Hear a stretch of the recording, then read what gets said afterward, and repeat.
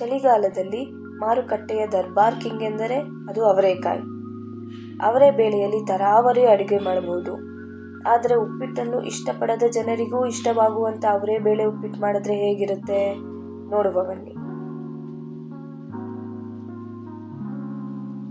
ಮೊದಲಿಗೆ 3-4 ಸ್ಪೂನ್ ಎಣ್ಣೆ, ಸಾಸಿವೆ, ಜೀರಿಗೆ, ಕಡಲೆಬೇಳೆ, ಈರುಳ್ಳಿ, ಮೆಣಸಿನಕಾಯಿ, ಕರಿಬೇವು, ಶುಂಠಿ ಬೆಳ್ಳುಳ್ಳಿ ಪೇಸ್ಟ್ ಹಾಕಿ ಚೆನ್ನಾಗಿ ಹುರಿಯಬೇಕು.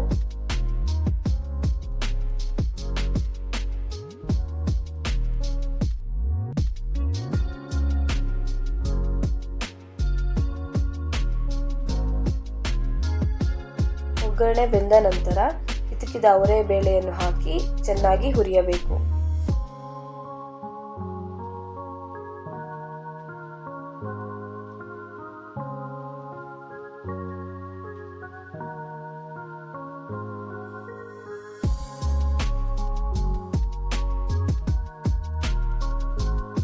ನಿಮಗೆ ಇಷ್ಟವಿದ್ದಲ್ಲಿ ತರಕಾರಿಗಳನ್ನು ಕೂಡ ಹಾಕಬಹುದು.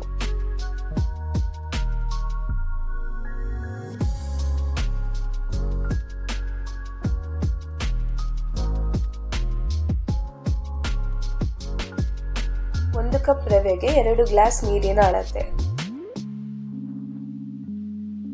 ಅವರೆ ಬೇಳೆ ಬೆಂದ ನಂತರ 2 ಗ್ಲಾಸ್ ನೀರು ಹಾಕಿ ಕುದಿಯಲು ಬಿಡಿ.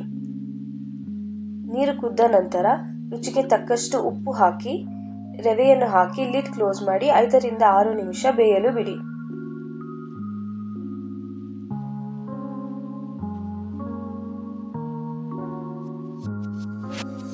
ಇಲ್ಲಿ ನಾವು ಅಕ್ಕಿ ತರಿ ಹಾಕಿದ್ದೀವಿ. ಉಪ್ಪಿಟ್ಟು ರವೆಯನ್ನು ಬಳಸಿ ಕೂಡ ಮಾಡಬಹುದು. ನಂತರ ರುಚಿ ಅನುಸಾರ ನಿಂಬೆ ರಸ ಹಾಕಿ ಕೊತ್ತಂಬರಿ ಸೊಪ್ಪು ಹಾಕಿದರೆ ಉಪ್ಪಿಟ್ಟು ರೆಡಿ.